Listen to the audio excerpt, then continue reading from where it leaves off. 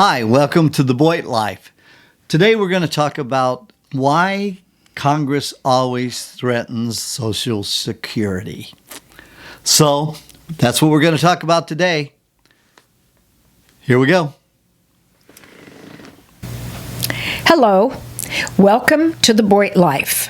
This is Life with Rick and Marta, where we will be discussing practically anything, any subject. It just really isn't off limits. We are expressing our views, opinions, and thoughts on various subjects, and it could be good, bad, or anything in between. Okay, so that's what's up with the Boyd Life. And let me point out this disclaimer. The views expressed on this channel may or may not be 100% factual. Anything goes, so have fun and be sure to like, subscribe, and comment below.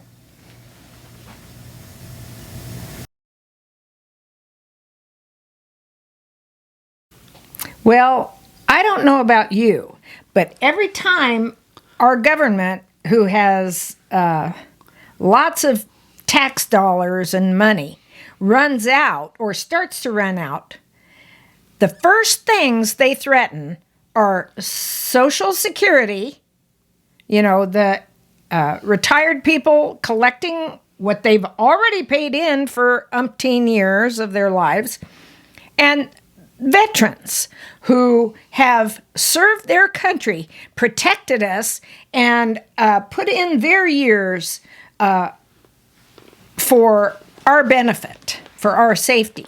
And those are two of the first things they threaten. It's interesting. They never talk about cutting off their salaries when I don't think they deserve it. And they are the ones who give themselves their own raises. Oh, we'll talk about that in another thing. But Social Security is always threatened, including, and you can elaborate on this, dear, but one thing, they take it away. If you lose your spouse, suddenly all that money gone. The government doesn't have to pay out for him because he's dead now, but the spouse's income can be cut just poof like that. One half of it gone or whatever. Well, you get the highest amount, right? Only one. You only get one.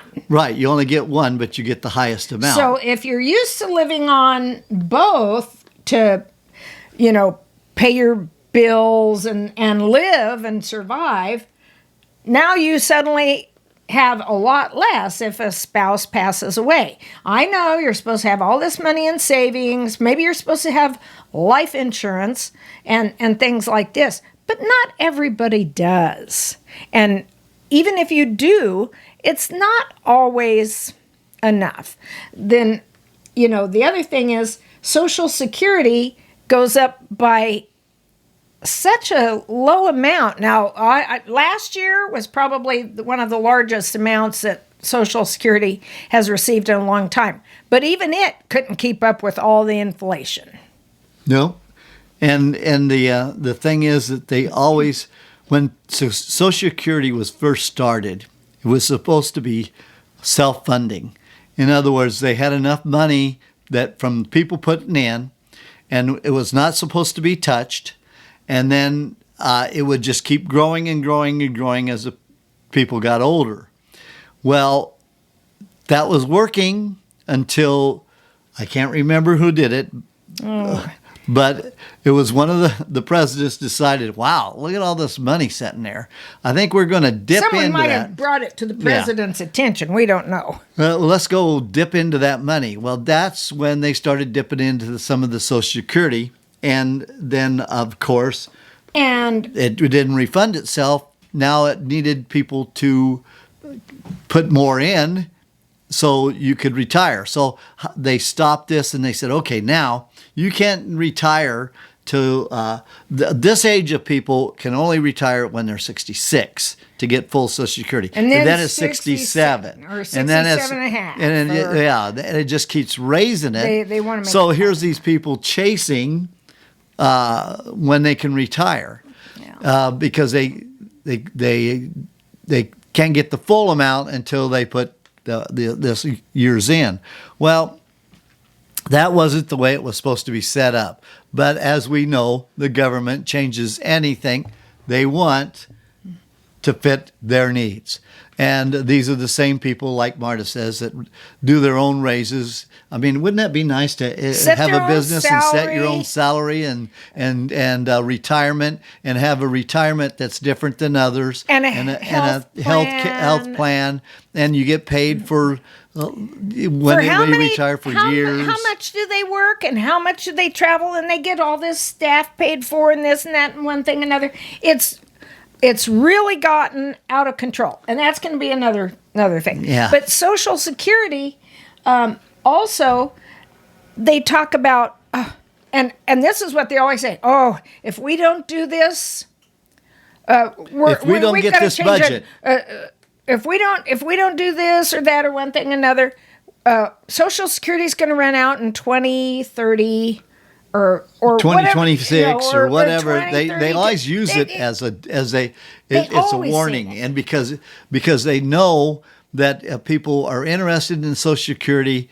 A lot of people just survive off of Social Security, and they use it as a threat to get you to do things that they want done. And how about this? How many people do you know who, I don't know how long they worked or how old they are, but they passed away, never got Social Security. Or they worked until they were 65 or whatever, and they lived till they were only 72 or maybe 66. or less. I know people that retired at 65 and died at 66. Yeah. So they got 1 year of Social Security. One of my really good friends, he didn't even make it. He was going to retire, and then he died. So right after, a month later after he retired. We had friends too who passed away before Social Security. They were old enough to get Social Security. In case you can't tell, just a minute. In case you can't tell, my husband and I retired at, I was 70, and I think you were 72 when we retired. But we kind of semi-retired before that, but we officially retired at a little older, but we were taking Social Security before that. Yes, because during Obama's term, there was a lot of stuff going on, and we were working for different enterprises. We both got laid off during his term. Businesses closed. So they became more self-employed. Or they downsized or whatever and decided that, they didn't need a lot of people. I mean, some of you may have happened to you. The other thing that I think happened during Obama's term lost savings. Our retirement, it's not bad enough to lose your job, but the retirement, the stock market and all the 401ks and whatever those things are, they lost a ton of money. And here we are in our 60s. And we're, out there, we're going to, in that economy, we're going to try to find another job where someone will hire us. And we cannot replace the money that we lost. We went to self-employment. So we found things that we could do. And so we made it to retirement. Yeah, we made it to retirement. Yeah. And so the thing about it is, it just find it interesting that every time a budget cut or this budget comes up and the United States is going to run out of money June 13th. Oh my gosh, June 13th, nobody's going to get paid. Well, and so no, you're not going to get your Social Security checks. Well, you notice how they bring that up first. They talk about all the government employees aren't going to get paid. They're not talking about all the other funding that's out there. They're going to continue that funding, but they're going to pick on Social Security and employees. All this other funding, they find money to do that. So let's ask them next time, why don't you cut off the funding to Foreign all aid. the foreign nations? Foreign aid. Yeah, all the foreign nations you're giving all this money to, and give the money to the people that are actually in America. Why are we sending billions of dollars to the Ukraine when they say they don't have enough money to pay Social Security or veterans? You know, I don't know. We could run out. We might not have the money, you know, but they have billions to send to Ukraine. They have money for foreign aid. They don't cut their salaries and their benefits and what have you. And Yeah, let's talk and there's about a the lot of congressman. other Let's say studies that they send money to, and who knows how they waste the next money. budget crisis, let's cut your wages in half, and let's say you don't get paid, and let's see how they react and how fast they pass a new budget law. It's always they're going to do it at midnight. They can't do it any sooner because they have to make everybody stressed and worried that everybody's going to run out of money as of this day. Do it beforehand. Quit bickering and trying to, and then notice when they do it that inside these bills are a whole bunch of money, Other spending. other spending, not cutting money from other spending, adding extra spending to do these crazy projects that usually are just to satisfy somebody's constituents so they agree with the bill. Come on, let's get smarter. And that, I believe, is the truth. Now, we're not saying that everything that we say is the truth, but to us, we think that's true. So if you like the comments and the content of our channel, The Boyd Life, please subscribe, comment, share, tell your friends. Like it. It's a little bit of, we need a conversation. We need this conversation out, and we need people to talk about it and get behind, and let's do something about it. Let's get our groups together and let's vote for people that have our views. Yeah, and then here's another thing about Social Security.